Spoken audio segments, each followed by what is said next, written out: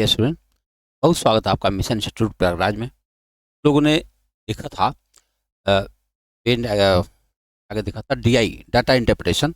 Data interpretation में आपने देखा था हमने पाई चार्ट, बार डायग्राम, ग्राफ और टेबल, इतनी सारी चीज़ें पढ़ लिया था। अब उस पर आपको एक प्रैक्टिस सेट दिखाते हैं जो किसी परीक्षा में आया हुआ पेपर है। आइए देखते हैं पेपर कैसे सॉल्व किया जाता है। हमारे सामने ये क्वेश्चन है। क्या क्वेश्चन में डिजिट आपको दिखाई पड़ रहे हैं? अगर दिखाई पड़ रहे हैं तो अच्छी बात, नहीं दिखाई पड़ रहे हैं तो हमको लिखना होगा। तो चलो ठीक है, जिसकी ज़रूरत पड़ेगी उसको हम लिख लेंगे, है ना। ओके, अभी इसको हम इधर कर देते हैं थोड़ी देर के लिए। सवाल है कि विद्यालय ई के लिए दान से प्राप्त आय उसकी विविध आय का कितने प्रतिशत है? दान, देखो यहाँ 5 विद्यालयों की वार्षिक आय दी गई है और यहाँ पर अच्छा बदल ही देते हैं। तो यहाँ ए है, ये बी है, ये सी है, ये डी है, ये ई है। अब यहाँ है 120, ये है 60, ये है 210, ये है 90, ये है 120। ऐसे है, ये है 24, ये है 12, ये है 45, ये है 24, ये है 30, ये है 54, ये है 21, ये है 60, ये है 51 और ये है 60।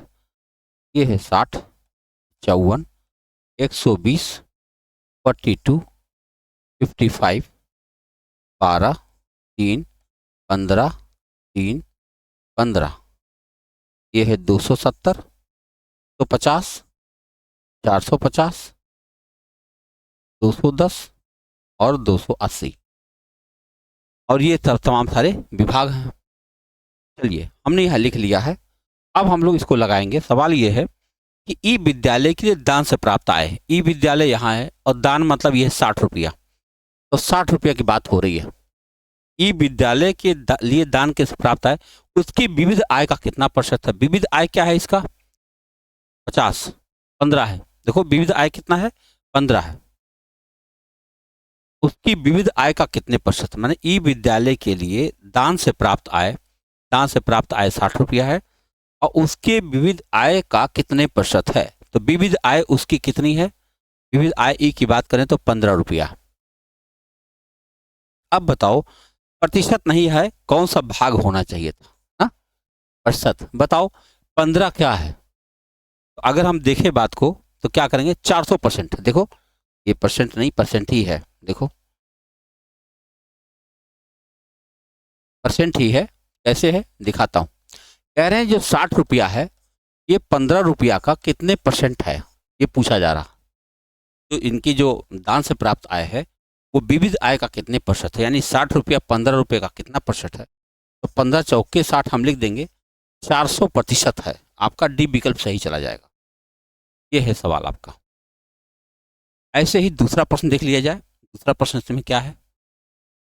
इसमें लिखा विद्यालय का कौन सा है, वह विद्यालय कौन सा है जिसमें शिक्षा शुल्क कुल आय का सबसे ज्यादा प्रतिशत है? शिक्षा शुल्क कौन है?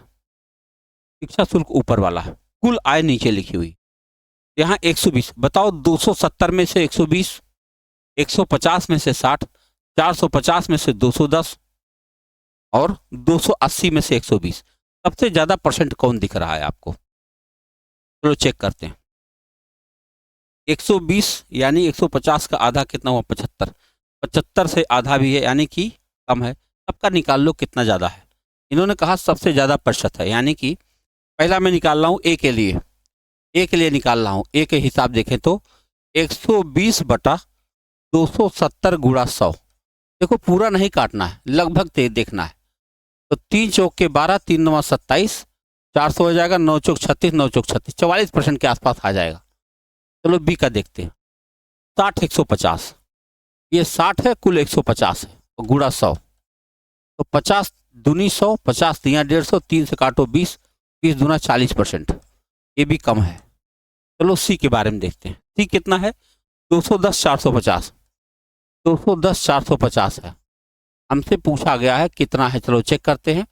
5 9 45, 5 से काटो 20 और 3 3 9, 3 7 21, 7 दूनी 14, 140 बटा 3, 3 चौक के 12, 2 14 3 छक्के 18, 46% के आसपास आ गया। सी हो चुका है। अब डी देखते हैं, 90 210। डी देखेंगे तो 90/210 गुणा 100 चेक करते हैं। ये हो जाएगा 3 7 21, 3 से काटो 3 3 9, 300/7।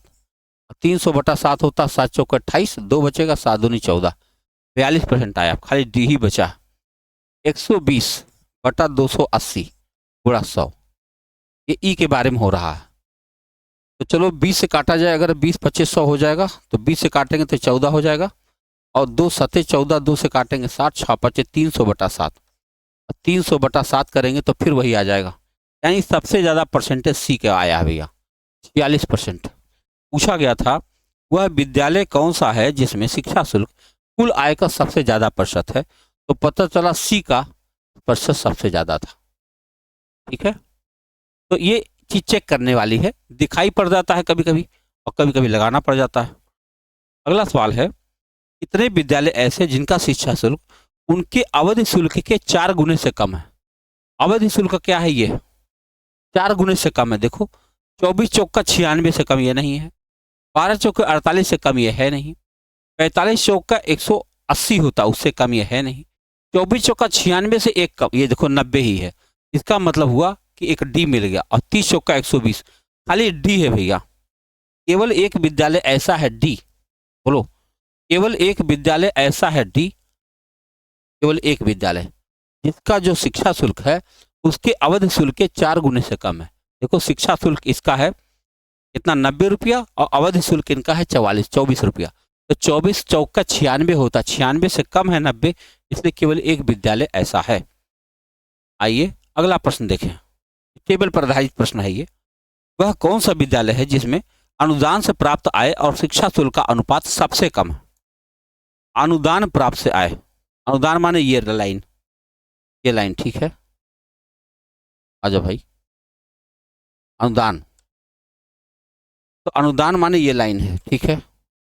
और आय और शिक्षा शुल्क ये है का अनुपात, अनुदान से प्राप्त आय और शिक्षा शुल्क का अनुपात सबसे कम है। आओ चेक करें। तो अनुदान में 60/120, ये पहला वाला हो गया। दूसरा वाला है 54/60, तीसरा है 120/210, ये है 42/90, और ये है 55/120। आपको बताना है कौन सबसे कम है।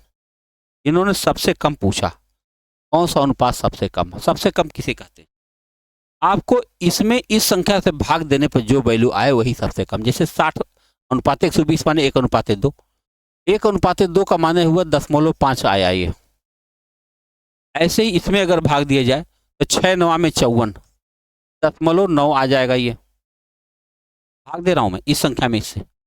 अगर 210 हम 120 में भाग दे 210 से, ये कितना बार जाएगा, 12, 3 चौका 4/7, 4/7 करोगे तो 7 5 35, 7 42 ज्यादा हो, 7 5 35, 5 7 7 49, 0.57 आया। यहाँ अगर हम भाग दे तो कितना आ जाएगा, 90 है ये। 90 से अगर हम 40 में भाग देते हैं तो आ जाएगा 9 5 9 चौक 36, हाँ 36, अच्छे 9 7 63 नहीं जाएगा, 9 6 54 जाएगा, ठीक है। अगर 120 से भाग दे इसमें 55 में कितना हो जाएगा, 10 में लगाओ तो 12 3 36, 12 चौक 48, 12 25 60 ज्यादा हो जाएगा, 12 चौक 48, 7 70, 12 25 60। अब बताओ, इसीलिए लगाना पड़ा सारे के सारे। इन्होंने कहा कौन सा विद्यालय जिसमें अनुदान से प्राप्त आय शिक्षा शुल्क के अनुपात सबसे कम है। तो अगर सबसे कम देखा जाए तो इनमें सबसे कम कौन दिख रहा है आपको, क्या सबसे कम ये दिख रहा है, चौथा वाला। चौथा माने होता है ई, और ई विकल्प में पहला है, ये आपका उत्तर आ गया। ई विकल्प में देखोगे तो यहाँ देखो सबसे कम 45 4.45 दिख रहा है, बाकी सब इससे ज्यादा ही है, ठीक है। ये आप टेबल के सवाल देख रहे हैं। अब देखो टेबल बदल गई है, टेबल बदल गई है, कैसी आ गई है आओ देखते हैं। प्रश्न आपके सामने है, दिए गए डेटा के आधार पर प्रश्न का उत्तर दीजिए। साफ साफ दिख रहे होंगे। कह रहे विद्यार्थियों में लड़कियों का प्रतिशत कितना है जिन्होंने इंजीनियरिंग विषय चुना है। अच्छा, इंजीनियरिंग विषय चुनने वाले जरा सोचो आप, अगर आप विद्यार्थियों में लड़कियों का प्रतिशत कितना है? लड़कियां हैं कितना? 24 इंजीनियरिंग में। इंजीनियरिंग में कुल बच्चे कितना है? तो पता चला कुल बच्चे इसमें है 5 और 4 9,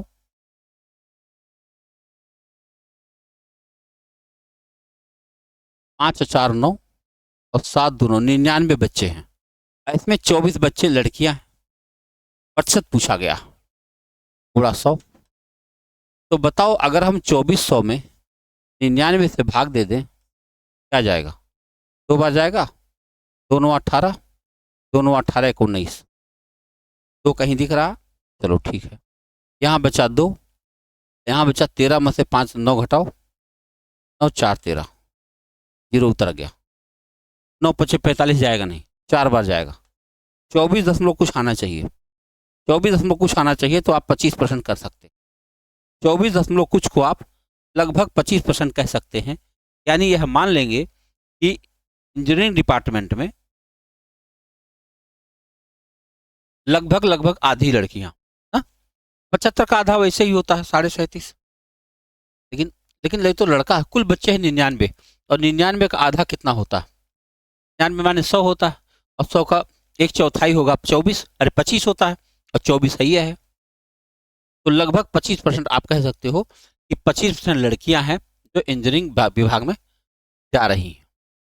अगला प्रश्न देखें।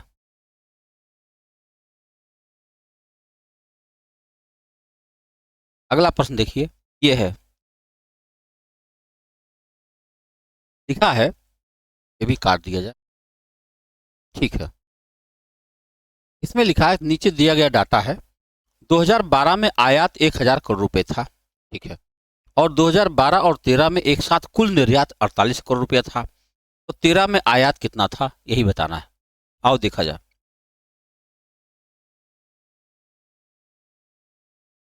सवाल देखिए, आयात और निर्यात का अनुपात दिया है। तो यहां तो निर्यात हुआ ही नहीं है ना, खाली आयात हुआ है। हम 2012 की बात करें, 2012 में आयात 1000 करोड़ था। अगर आयात 1000 करोड़ था तो निर्यात भी 1000 करोड़ था, कोई शक नहीं। 1:1 का मामला है, 1.1 है ना। देखो 1 नहीं नहीं, ऐसा नहीं है, 1.1 लिखा हुआ है, 1.1 अनुपात नहीं है ये। देखो आयात बटा निर्यात लिखा है, इसका मतलब हुआ 1.1 की बात होती है तो बटा 10 करना पड़ेगा। बटा 10 करना पड़ेगा तो ये पता चल जाएगा 11 आयात है और 10 निर्यात है, ये पता चल जाएगा। ठीक, 2012 में आयात इन्होंने 1000 करोड़ कहा है, ठीक है। अब फिर कह रहा है 12 और 13 में एक साथ कुल निर्यात 4800 करोड़ है। अच्छा, 12 और 13 में कुल निर्यात देखा जाए। अब 13 के हिसाब किताब देख लो, 13 में है 1.5 और बटा 10 करेंगे तो 5 यहाँ 15, 5 दूनी 10 हो जाएगा। तो कुल निर्यात इन्होंने कहा है 4800 करोड़ रुपया था। तो बताना 13 में आयात कितना था? देखो भाई एक बात सोचो, विचार करो आप, कि अनुपात से सारा खेल करना है। हम देख रहे हैं हमारा आयात यहाँ 11 दिख रहा है और भाई साहब ने कहा है 1000 करोड़, 12 की बात कर रहा हूं। तो हमारा जो 11 का अनुपात है उसका मतलब होता है 1000 करोड़। तो बताओ 10 का निर्यात हुआ है, ये कितना कहा जाएगा? ये कहा जाएगा 1000 बटा 11 गुणा 10। यानी हमें यह पता चल जाएगा 2012 में निर्यात कितना हुआ था, यहीं से पता चल जाएगा। अगर हम इसको देखने की कोशिश करें तो लगभग कितना आ जाएगा? 10,000 बटा 11। अगर हम काटते हैं 11 9 99, एक बचेगा 0, फिर 0 लगाओ 100, फिर 11 99, 909 करोड़। ध्यान से समझो, 4800 करोड़ तो इनका निर्यात बोल रहे हैं ये, और 4800 करोड़ निर्यात है जिसमें से 909 करोड़ निर्यात यहीं मिल गया 12 में। तो 12 में मिलेगा तो 4800 में से 909 घटा दिया जाए, 4800 में से 909 घटा दिया जाए, 910 मान लीजिए उसको। चलो अच्छा देखता हूँ, यहाँ 9 आ गया, यहाँ कितना बचेगा? 17 में से 9 घटाओ 8, 3891, 3890 मान लेते हैं। 3890 ये है। अच्छा बताओ, अब यहाँ निर्यात 2 दिख रहा है, 13 वाला है ये, 13 का निर्यात 2 दिख रहा, वो कह रहे 3890 है। जरा आप विचार करो, लगभग में आएगा। 2 का मतलब अगर होता है 3890, तो 3 का मतलब क्या होता, क्योंकि इन्होंने पूछा था 13 में आयात कितना। ये हो जाएगा 3890 बटा 2 गुणा 3, काटो, 2 से कट जाएगा, 2 चौका 2 पचे 10, 3 से काटो, 3 पचे 15, क्योंकि 12 1 13, 19 57 1 58, 5835 के आसपास ये रहा उत्तर आपका। बहुत जबरदस्त सवाल है ये, आसान, थोड़ा सा टिपिकल मान लीजिए आप। समझाने की कोशिश करता हूं एक बार दोबारा। देखो 2012 में आयात निर्यात का ये अनुपात है 11:10, यानी आयात अगर 11 है तो निर्यात 10 है। और 2013 में जो है 1.5 लिखा है, यानी 3 और 2 का हिसाब किताब। यहाँ आयात 3 है तो निर्यात 2 है। यहाँ तक बात क्लियर हो गई। अब इन्होंने एक जानकारी दिया है कि 2012 में आयात 1000 करोड़ था, और मैं देख रहा हूँ 2012 में आयात 11 था, तो हमारा 11 उनके 1000 के बराबर है। तो फिर निर्यात कितना हुआ? निर्यात हमें मिल गया 909 के आसपास। अगर निर्यात 9, और जबकि इन्होंने कहा 12 और 13 मिलाकर के कुल निर्यात 4800 है। अगर कुल निर्यात 4800 है और उसमें से 909 का निर्यात हम 12 में कर चुके हैं, यानी अभी 13 में हमको 3890 का निर्यात करना पड़ेगा। अब यहाँ देखते हैं 13 में तो यहाँ 2 का निर्यात बता रहा है, 2 का निर्यात और नहीं 3890 है, तो 3 का तो आयात कितना हुआ? 3 का आयात कितना हुआ? 5835, यानी 5836। तो ये जो है एक एक नियम से लगाया गया सवाल है। बहुत बढ़िया सवाल है ये, थोड़ा सा टिपिकल है। आओ देखा जाए अगला प्रश्न। ये हमारे बैचेज हैं, बैच हमारे, इसको नंबर को नोट किया जाए। इस नंबर पर कांटेक्ट करके आप संस्था से संपर्क हासिल कर सकते हैं और फिर यहाँ से पता कर सकते हैं कि कौन सा बैच कब शुरू हो रहा है। आइए देखते हैं अगला सवाल क्या है। प्रश्न है, तालिका का अध्ययन करें। ये छात्र हैं, अंग्रेजी, गणित, विज्ञान, इतना नंबर पाए। 5 छात्रों द्वारा 4 अलग अलग विषयों में प्राप्त अंकों को दिखाया गया, ठीक है, और सभी विषयों में 100 में से अंक दिए, ठीक है। इस विषय में सभी छात्रों के कुल अंक अधिकतम है। कौन से विषय में ठीक ठाक परसेंटेज पाएगा, मैंने सबसे ज्यादा नंबर पाए? 87, 96 नहीं, कम है। 96, 99, 99, 92, 180 में है। वाओ, ये देखो विज्ञान विषय, देखो विज्ञान विषय में देखो तो सारे नंबर 9 के संदर्भ में, ध्यान से देखो 9 में देखो, सब 90s में है। तो मैं देख पा रहा हूं कि विज्ञान विषय में सबसे बढ़िया नंबर बच्चे पा रहे हैं। सबके देखो 90, हालांकि एक तरीका यह है कि सबको जोड़ लिया जाए, है ना, लेकिन प्रश्न क्या था कि इस विषय में सभी छात्रों कुल अंक अधिकतम है। देखो यहाँ पे सबसे बढ़िया, हालांकि यहाँ 99 जरूर है, यहाँ 2 जगह 99 है, इसमें कोई शक नहीं, लेकिन यहाँ पर 89 भी है। यहाँ सब 90s में नंबर आ रहे हैं, है ना। अगर ओवरऑल सबका हिसाब किताब देखा जाए तो हम पाएंगे कि विज्ञान विषय में बहुत बढ़िया बच्चे नंबर कर रहे हैं। आइए अगला प्रश्न देखिए क्या कह रहा है। किस छात्र ने सभी 4 विषयों को मिलाकर सर्वाधिक अंक प्राप्त किए हैं? अब सभी छात्रों का नंबर जोड़ दिया जाए। आओ जोड़ो जल्दी जल्दी, मैं यही लिख दे रहा हूँ। 7 और 6 13, 1 14 में 4 हासिल 1, 9 9 18, 9 3 27 और 8 35, 9 4 13, 13 9 22, 4 26 हासिल हुआ 2, 8 10 9 19 और 9 28, 28 और 7 35, 2 और 9 11, 11 और 9 20, 9 29, 2 9 11, 9 3 27, 27 और 2 29, 31 7 37।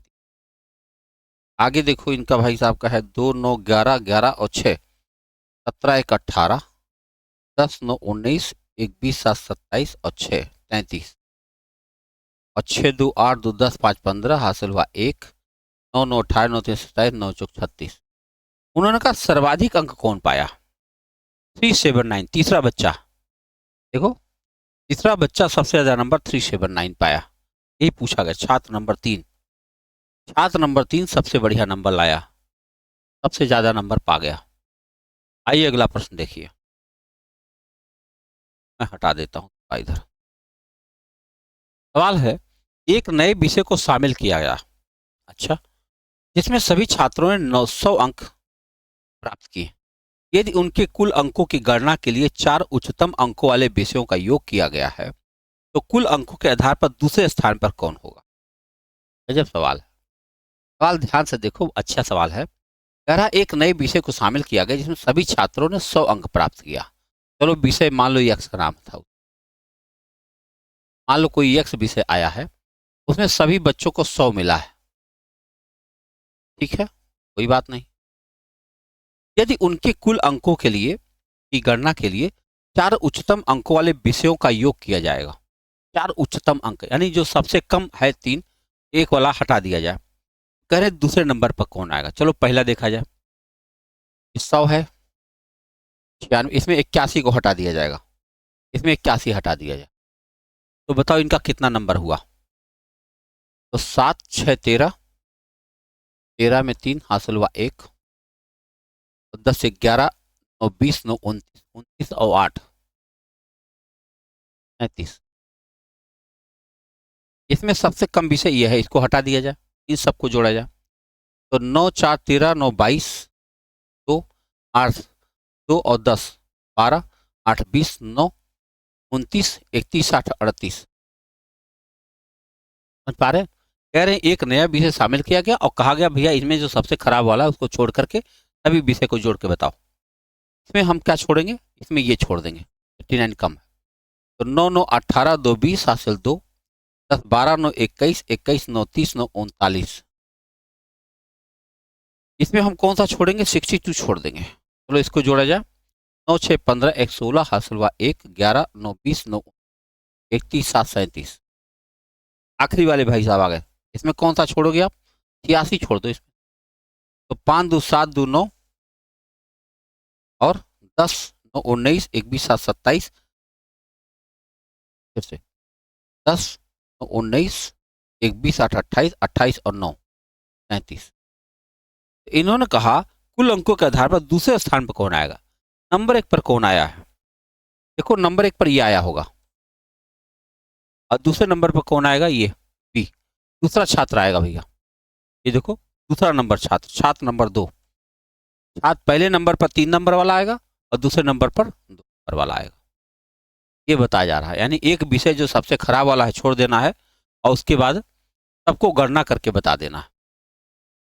और इस सवाल को देखा, लिखा है कि अंग्रेजी में प्रति छात्र औसत अंक, हिंदी में प्रति छात्र औसत अंक का कितना प्रतिशत है। अच्छा, तो अंग्रेजी में प्रति छात्र औसत अंक, जरा विचार करो, अंग्रेजी में प्रति छात्र औसत अंक कितना कैसे निकाला जाएगा। अंग्रेजी कुल अंक जोड़िए आप, देखो इसमें, देखो डीआई में यही तो है कि कैलकुलेशन खूब है, तो अंग्रेजी कुल छात्र औसत अंक जोड़ने के लिए सबको जोड़ना पड़ेगा। 5 2 7, 7 और 9 16, 4 20 7 27, 2 2 8 10 7 17, 17 3 20 5 25, 6 31, 31 और 9 40। अब 5 बच्चे हैं, औसत निकालो, 5 8 40, 5 1 5, 5 24, औसत अंक आया।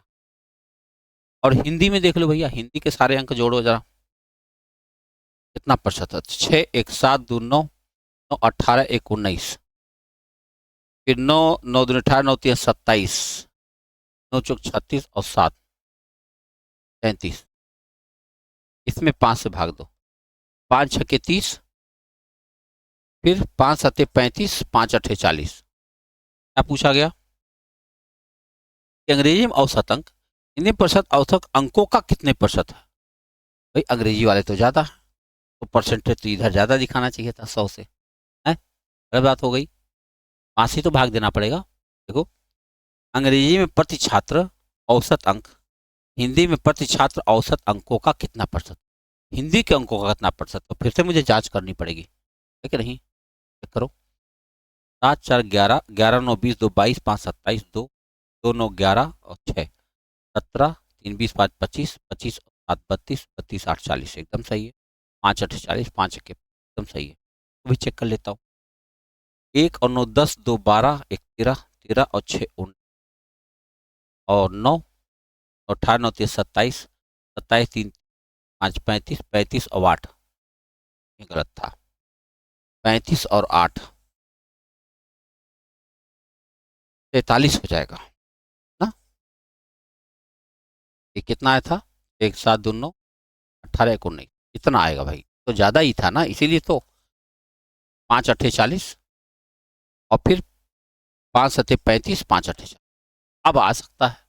देखो अंग्रेजी के प्रतिशत हिंदी के प्रतिशत का कितने प्रतिशत है, बटा ऐसे करके गुणा 100 कर दो, यही काटना है। लगभग क्या आएगा, क्योंकि दशमलव का विकल्प देख लो कैसा है, आपको भाग ही देना पड़ेगा, कोई रास्ता नहीं है। दशमलव हटा के पहले 2 से छोटा कर लेते हैं।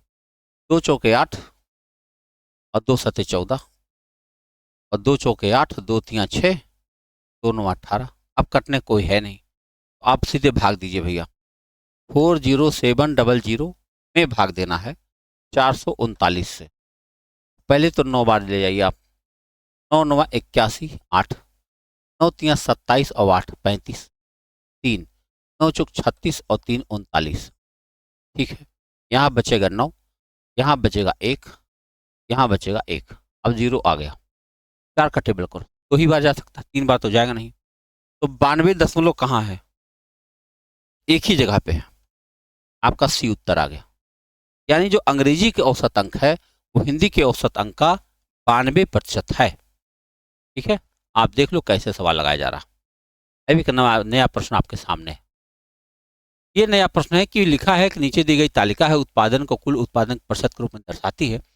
प्रत्येक राज्य केवल मक्का चावल का ही उत्पादन करता है। चावल के 3 प्रकार हैं, R1, R2, R3। यह तालिका R1 प्रकार के चावल के उत्पादन को कुल चावल के उत्पादन के प्रतिशत के रूप में दिखाता है। अच्छा, ये प्रतिशत दिखा रहा है, ठीक है। और तथा R2, R3 प्रकार के चावल के अनुपात को दर्शाता है। प्रत्येक राज्य द्वारा कुल उत्पादन टन, प्रत्येक राज्य द्वारा कुल उत्पादन दिया हुआ। अब प्रश्न देखिए, कह रहे राज्य X द्वारा उत्पादित R1 प्रकार के चावल तथा राज्य H द्वारा उत्पादित R2 प्रकार के चावल के मध्य क्या अंतर है। तो बस समझ लिया जाए, जो R है क्या दिखाता है, R1 क्या है। यह तालिका R1 प्रकार के चावल के उत्पादन को कुल चावल के उत्पादन के प्रतिशत के रूप में दर्शाता है। ठीक है, तो X की बात अगर हम करेंगे, X की लाइन यही है, ध्यान से देखा जाए, X की लाइन यही है।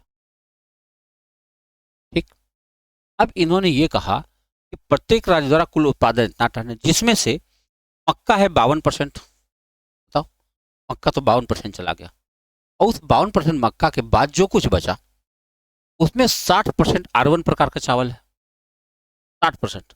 और जो बाकी चावल बचा है वो R2, R3 में 3-5 में बांट दिया जाए। ये है कहानी टोटल, है ना। हमसे क्या पूछा गया कि राज्य X द्वारा उत्पादित R1 प्रकार के चावल, R1 प्रकार के चावल माने ये वाला परसेंट बताना। ठीक है, तथा राज्य H द्वारा उत्पादित R2 प्रकार के चावल, ये R2 प्रकार का चावल ये रहा, के बीच अंतर बताओ, यही दोनों बताना हमको। आओ शुरू करते हैं। तो पहले X का हिसाब करते हैं। X का हिसाब करने के लिए 625,000 टन था, तो इसमें से भाई साहब 52% तो चला गया मक्का में, तो बचा होगा 48%। और इस 48% का 60% R1 प्रकार का चावल होता है, तो गुणा हम 60/100 कर देंगे, तो ये पता चल जाएगा कि X प्रकार के में R1 प्रकार का चावल कितना है। थोड़ा सा कैलकुलेशन है और धैर्यपूर्वक देखा जाए तो देखो 3 जीरो ये और 1 जीरो ये, 4 जीरो 4 जीरो कट जाता है। अब खाली 625 में आपको 48 से गुणा करना। बोलो भाई, 8 पच्चे 40, 4 8 दूनी 16, 4 20, 2 8 छक्का 48, 2 50, 4 से कर लो 625, तो 4 4 पच्चे 20, 4 दूनी 8 2 10, 1 4 6 24, 1 25। ये आ जाता है हमारे पास 30,000 टन चावल आता है R1 प्रकार का। तो वहां पे सुरक्षित करके रख लिया जाए। अब चलते हैं ये वाला देखने, H वाले की बात करें। जब हम H की बात करते हैं तो H में हमारे पास 625,000 टोटल उत्पादन है, और उसमें से 32% तो मक्का के लिए चला गया। अगर 32% चला गया, कितना बचा होगा, 68% बचा होगा। और इस 68% में 60% तो R1 प्रकार का चावल निकल गया, और 60% अगर ये निकल गया तो बचा होगा कितना, 40/100। ठीक, अब जो चावल बचा है उसमें मुझे R2 प्रकार का चाहिए। R2 प्रकार चलने के लिए अनुपात चाहिए, तो 6 बटा कितना, 11 6 17, 6/17 करना। यही समझना है। देखो ये थोड़ा सा टेक्निकल काम है, ध्यान से देखो। H राज्य में R2 प्रकार का चावल कैसे निकल पाएगा, पहले कुल उत्पादन 32% तो चला गया मक्का का, तो 32% निकल गया तो 68% बचा होगा, और उसका 60% फिर जो बचा हुआ उसका 60% R1 प्रकार का चावल हो गया। तो बताओ 40% बचा होगा, उस 40% में इनको बांटेंगे 6:11। अब इसको काटिए आप, देखो 3 1 4 0 से 4 0 खत्म, 17 चौके 68 हो गया। ठीक है, हम जानते हैं 625 चौक का 2500 होता है, तो गुणा करें 2500, अब गुणा 4 कर दिया जाए, 25 चौक के 100 यानी 10,000। कितना हुआ? 1,000 तो हुआ नहीं, 2500 चौक का 10,000। ठीक है, अगर इसका गुणा इसे किया फिर से किया फिर 6 से करना, ये आ जाएगा 60,000। अब बताओ 60,000 ये है, ये के मध्य का अंतर क्या है? ये 60,000 हो 30,000, 30,000 आना चाहिए। इन्होंने कह दिया कितना, 90,000 कहीं। चेक करो भाई, राज्य एक्स द्वारा उत्पादित R1 प्रकार के चावल तथा राज्य एच द्वारा उत्पादित R2 प्रकार के चावल के मध्य क्या अंतर है? तो 115, ठीक है, 55,000। कहीं क्या मिस्टेक आ सकती? उस मिस्टेक नहीं। अब कट ऑफ ही बढ़िया है। देखो 625 अगर टोटल उत्पादन था तो हम एक्स वाला पहले चेक कर लें, तो 52% तो मक्का निकल गया भाई, 48% बचा होगा, और जो बचा उसका 60% R1 प्रकार का चावल था, काट दिया 48। अच्छा, एक चीज हुआ ना, अभी 48 गुणा, अभी 6 का गुणा नहीं किया था, देखो 6 बच गया, तो 6 अगर हमने इसमें गुणा कर दिया 6 से, तो 6 थी 18 हो जाएगा, ये 18 हो जाएगा। उसके बाद 4 0। अब घटाओ, 18 में से 6 घटाओ, कितना आ जाएगा? 12। ये आपका उत्तर आया, 12,000 टन। यहाँ पर ये वाला 6 से गुणा नहीं हुआ था, देखो इसका गुणा 48 से किया है, आ जाए 30,000, और 30,000 में 6 का गुणा करेंगे 18,000, यानी 1,80,000। 1,80,000 में से 60,000 घटा दिया गया, 12,000 टन आपका उत्तर आया। बहुत जबरदस्त सवाल है ना। आइए अगले प्रश्न की चर्चा करें। अगला प्रश्न आपके सामने फिर वही है, देखा राज्य एक्स तथा टी द्वारा मक्के का कुल उत्पादन तथा राज्य, अब लो यहाँ गायब है,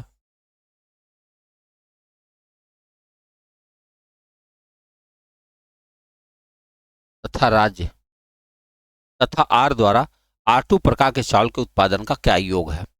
अब यहीं पर एक गड़बड़ी है कि ये गैप गायब है। एक्स तथा टी द्वारा मक्के का कुल उत्पादन मैं आपको निकालने का तरीका बता देता हूँ, यहाँ पर है नहीं इसलिए बहुत स्पष्ट नहीं होगा। राज्य एक्स तथा टी द्वारा, भाई एक्स का मक्के का उत्पादन कितना होगा? आपको क्या करना पड़ेगा, 625,000 का 52% निकाल दो, एक्स का मक्का मिल जाएगा। और टी द्वारा मक्के का उत्पादन क्या है, 625,000 का 74% निकाल लो, तो इनका मक्के का उत्पादन मिल जाएगा। तो यहाँ से यहाँ तक की कहानी तो आपकी ऐसे हो जाएगी। तथा अब राज्य इतना तथा आर द्वारा, अब ये जो जानकारी है कोई और राज्य होगा, ये यस मान लेते हैं, टी कुछ मान लीजिए, इन दोनों के R2 प्रकार के चावल का उत्पादन। R2 प्रकार का चावल कैसे उत्पादन होता है, अभी मैंने पिछले सवाल में देख लिया है कि चावल का उत्पादन कैसे निकालेगा। अब दोनों निकालने के बाद फिर घटा देना है, थोड़ा सा लेंदी पड़ेगा और हो जाएगा। हम इसलिए नहीं कर रहे, यहाँ वाली जगह है नहीं तो उत्तर तो मैच करेगा नहीं। आओ अगले सवाल को देख, इसमें लिखा हुआ है कि राज्य एक्स तथा R3 प्रकार के चावल का उत्पादन, फिर यहाँ गायब, क्या करूं? देखो राज्य इतने द्वारा R1 प्रकार के चावल के उत्पादन कितना %? एक अक्षर सोचो, एक कभी डायलॉग हुआ करता था, एक मच्छर क्या कर देता है। यहाँ मैं देख रहा हूँ कि एक राज्य का उत्पादन अगर यहाँ हटा दो, इसमें से एक भी उत्तर नहीं आने वाला है। ये है कहानी, क्या किया जाए, फिर से छोड़ना हो रहा। आओ आगे देखते हैं भाई, अगले प्रश्न में देखें, पहले पढ़ लेता हूँ तब पढ़ूं। कह रहा ए बराबर राज्य एच आर एस एक्स द्वारा मिलकर उत्पादित 3 प्रकार के चावल का औसत है, ठीक है। पी क्या है, राज्य टी द्वारा उत्पादित R2 प्रकार के चावल तथा राज्य आर द्वारा उत्पादित R1 प्रकार के चावल का मध्यांतर, और बी माइनस ए का मान बताना है। चलो निकल सकता है, ये निकल जाएगा। इसको निकाल लेंगे ना तो बाकी पिछले भी हो जाएंगे। कारण क्या है, निकालने का तरीका तो मिल ही जाएगा। कह रहे हैं कि एच आर एस और एक्स द्वारा मिलकर उत्पादित R3 प्रकार के चावल का औसत, तो तीनों का औसत निकालना पड़ेगा। चलो पहले एच के बारे में बात करें। एच में देखो क्या होगा, हम लिखेंगे 625 000, और हमको R3 प्रकार का चावल चाहिए, आठवीं प्रकार चावल देखो, एच में बात करें तो 32 तो मक्का निकल गया, तो 68 बचा होगा। उसके बाद में 60% R1 निकल गया, 40% बचा होगा। फिर हमको आठवीं प्रकार चावल चाहिए तो 11/17 लिखना पड़ेगा। ये है, ये एच का काम हो चुका है। ऐसे आर का काम होगा, ऐसे यस का काम होगा, फिर यह काम होगा, और फिर सबको जोड़ के उनका औसत निकालना पड़ेगा। बड़ा ही है सवाल, घबराना नहीं।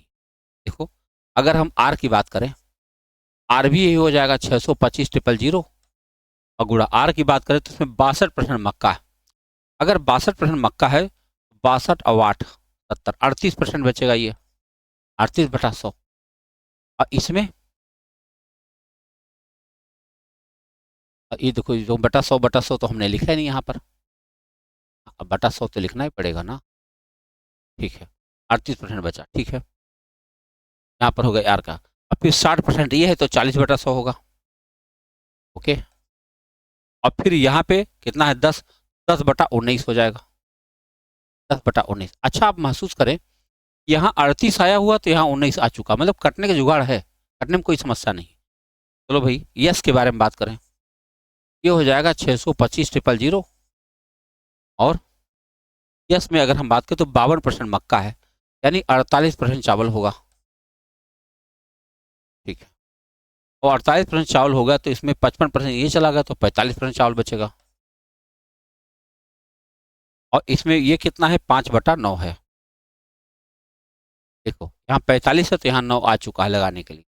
और यक्स की बात करें, यक्स की बात करेंगे, फिर ये हो जाएगा 625,000 और गुड़ा यक्स की बात करेंगे, 52 आ गया तो 48/100,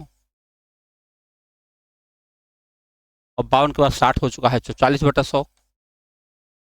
और R3 प्रकार का चावल चाहिए तो 5/8। देखो, ये जो मैंने 4 बातें लिखी हैं, इन सब को हल करने पर जो कुछ आएगा उसमें 4 से भाग देकर औसत निकालोगे, तब ये पहली लाइन कंप्लीट हो जाएगी। फिर ऐसे बी के बारे में करो तो राज्य टी द्वारा उत्पादित R2 प्रकार के चावल मिल जाएंगे। हालांकि मैं कहूँगा इतना बड़ा सवाल लगाया जाए तो छोड़ना ही चाहिए, लेकिन मैं आपको केवल लगाने का तरीका बता रहा हूँ कि इतना लंबा सवाल भी संभव है। आ जाएगा तो क्या होगा, ये होगा कि अगर बहुत बड़े सवाल आते हैं तो थोड़ी देर में, अगर आपको लगता है कैलकुलेशन बहुत ज़्यादा लंबा जा रहा है, बहुत ज़्यादा समय हो जाएगा, तो कंपटीशन में इसमें रिस्क नहीं लेना, कंपटीशन वाले सवाल में रिस्क नहीं लेना चाहिए, है ना। ये जहाँ पे है, ये सारे ही बड़े बड़े हैं, कोई मतलब नहीं है, तो लगाने बहुत समय। हाँ, आओ अगले प्रश्न पर चर्चा करें। ये लिखा है, निम्नलिखित तालिका में विभिन्न प्रकार के कार्यों के उत्पादन को हजारों में दर्शाया गया। ठीक है, ABCDE है, उत्पादन दे रहा है, तो कह रहा है ई प्रकार, यदि ई प्रकार के कार्यों के उत्पादन से संबंधित आंकड़ों को पाई चार्ट द्वारा दर्शाया जाता है तो 13 में कारों के उत्पादन को दर्शाने वाले आंकड़े के त्रिज्यखंड का केंद्रीय कोण क्या होगा। ई के बारे में बात हो रही है, ई है ये,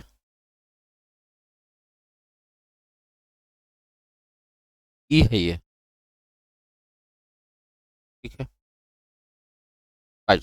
2013 की बात हो रही है। अच्छा, तो सबकी बात नहीं हो रही है, खाली 13 की बात हो रही है। तो 13 में बात हो रही है तो ये रहा ई में, ई प्रकार के कारों के उत्पादन से आंकड़े हैं, ई में दर्शाना, ठीक है। इसके बारे में अच्छा बताओ, ई कार के उत्पादन को पूरा दर्शाया जाएगा तो ई में देखो जोड़ो कितना हुआ, ये कितना है, तो देखो 2 0 2 2 और 5 7 और 3 10 हासिल हुआ 1 5 3 8 4 12 4 16 2 18 100। बताओ 180 में है कितना, 42, और गुणा 360 का है, परसेंट थोड़ी निकालना, डिग्री बताना, यही करना, 42 टोटल मैंने जोड़ा गुणा 100 काटो, तो ये हो जाएगा 180 दूना 360 और 42 दूना 84, 84 डिग्री का एंगल बनेगा भाई।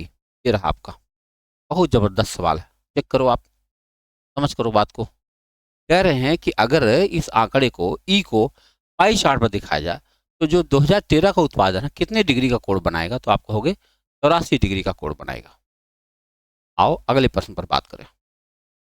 अगला प्रश्न यह है, 2014 में ए और 2013 में सी प्रकार कार्यों को कुल उत्पादन तथा 2016 में बी और 2015 में ई प्रकार कुल उत्पादनों का संगत अनुपात क्या है। तो भाई लिख लो पहले, तो पहले 14 में ए की बात करें, 14 में ए कितना है, 14 में ए है 48, और प्लस 13 में सी कितना है, 13 में सी है 36। चलो भाई जोड़ दो पहले इसको, 8 6 14, 4 3 7 1 8। डन। फिर चलो बात करें 2016 में बी, 2016 में बी ये है 56, और 2015 में ई, 2015 में ई बात करो तो 35 को भी जोड़ दो। 6 5 11 1, 5 3 8 1 9। क्या पूछा गया, अनुपात पूछा गया। 14 से काटो, 14 छके 84, 14 सत्ते 91, 6 अनुपात 7। कहाँ गया, इसे देखो, 14 में ए और 13 में सी प्रकार कारों का कुल उत्पादन।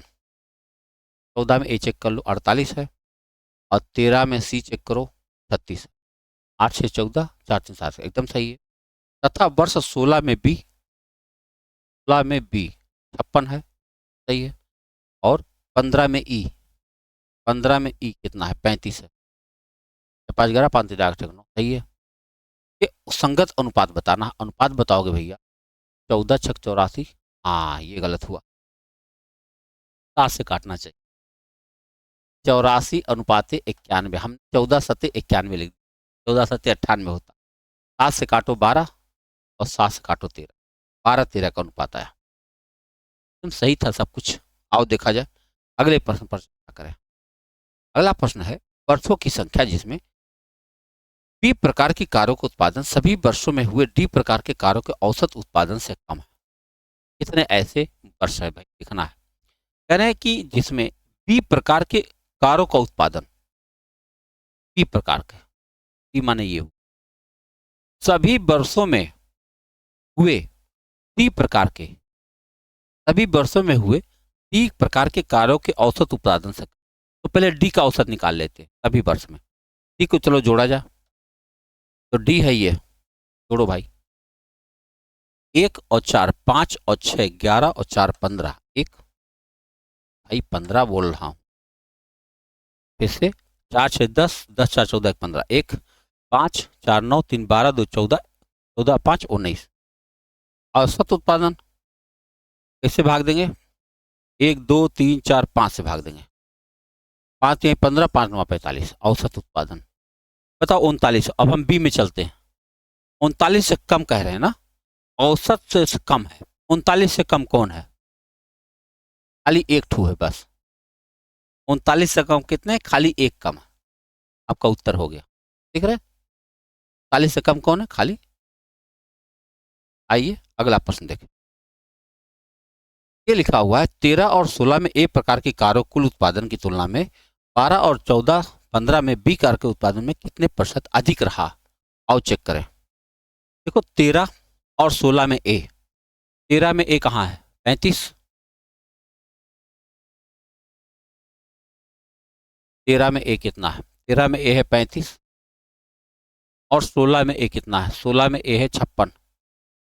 जोड़ो, 6 5 11, 5 3 8 1 9 की तुलना में 12 14 और 15 में बी, 12 14, 12 14 और 15 में बी जोड़ा जाए तो 2 और 8 10, 1 हुआ, 4 4 8 4 12।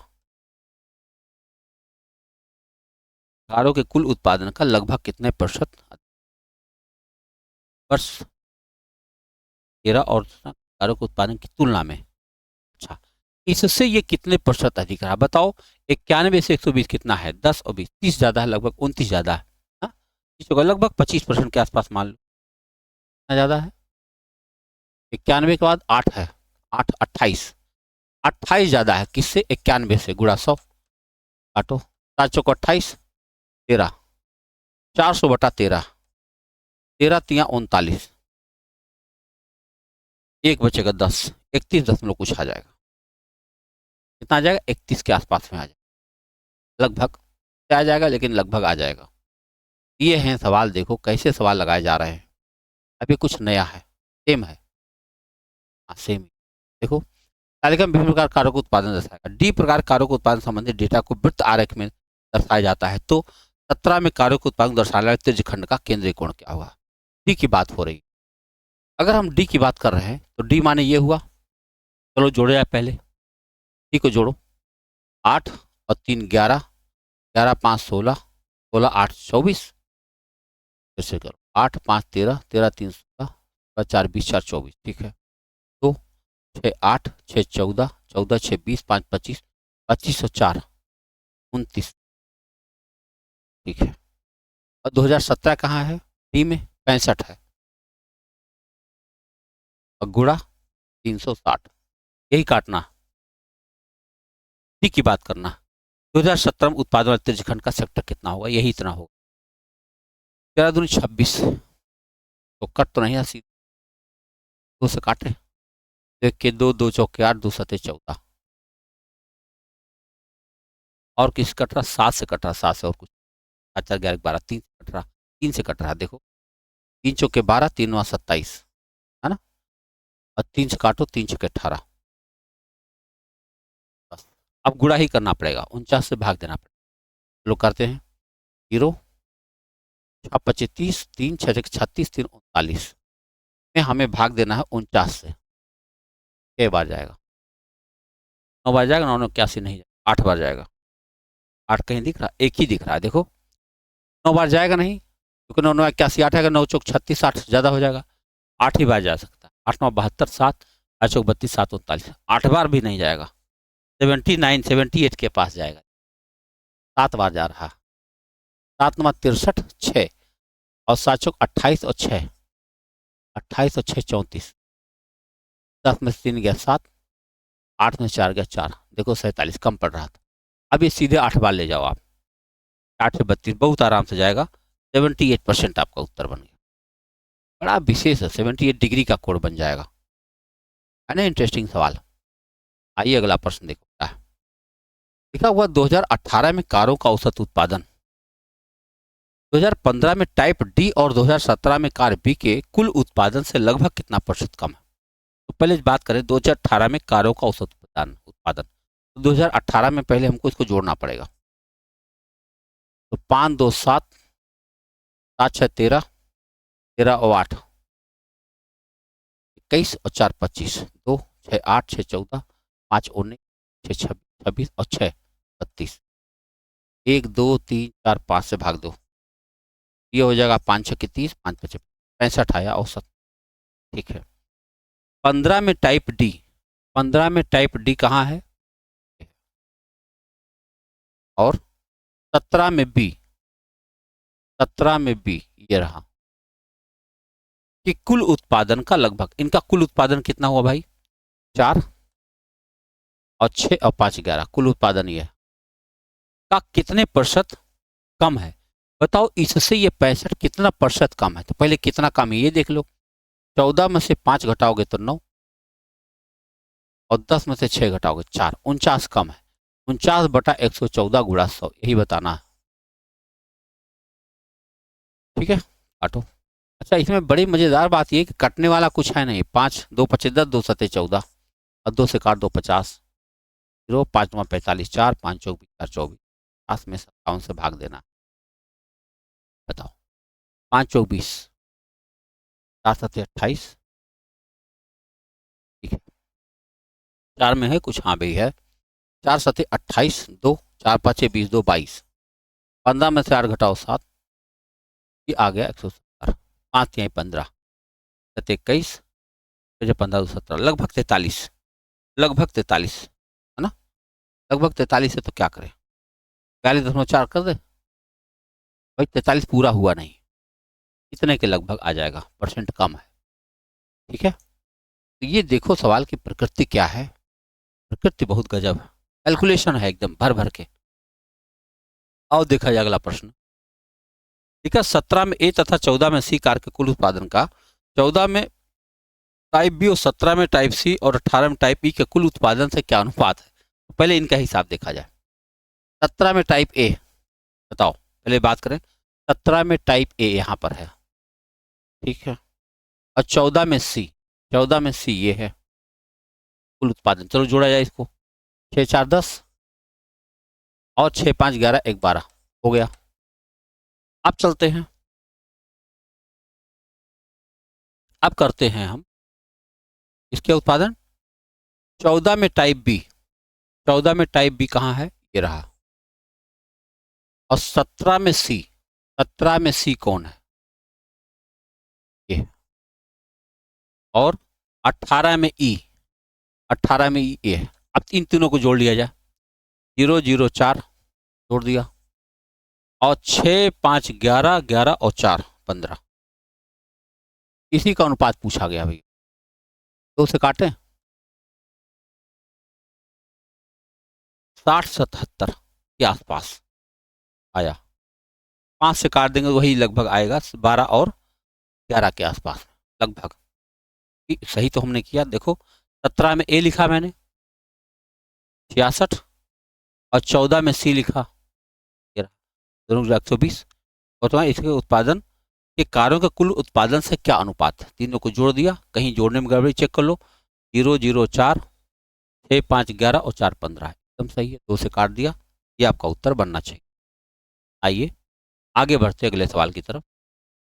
अगला प्रश्न हमारे सामने है, ये लिखा है कि 2016 में ए प्रकार की, 2016 में ए प्रकार की, और 14 में ई प्रकार की, 14 में ई प्रकार की कारों का कुल उत्पादन, तो इन दोनों को जोड़ा जाए, 6 4 10 1 5 और 4 9, एकदम सही हो गया। 2014 से 18 तक सी, 14 से 18 तक सी की बात हो रही, ये पूरा का पूरा कुल उत्पादन का कितने परसेंट, इनको सब जोड़ा जाए। पहले जोड़ो, 4 5 9 5 14 6 20, हासिल हुआ 2 5 7 5 12 4 16 4 20 5 25 का कितने प्रतिशत गुणा 100, तो 50 से काटो और 5 से काटो 18, 18 दूनी 36, देखो 36% आ गया। तो चीजें अच्छी भी आती है, एकदम एग्जैक्ट आंसर भी बनता है, वो तब बनता है जब तो आप देख सकते हैं कि इस तरह से सवाल कैसे बनाए गए। थोड़ा सा कैलकुलेटिव पेपर था ये, मान लीजिए। तो लेकिन क्या हुआ, कैलकुलेशन तो करना ही है, जब आप एग्जाम ही देने आए हैं तो कैलकुलेशन तो करना ही है। थोड़ा धैर्य के साथ कर लेंगे, ठीक है। अगले वीडियो में बहुत बहुत धन्यवाद।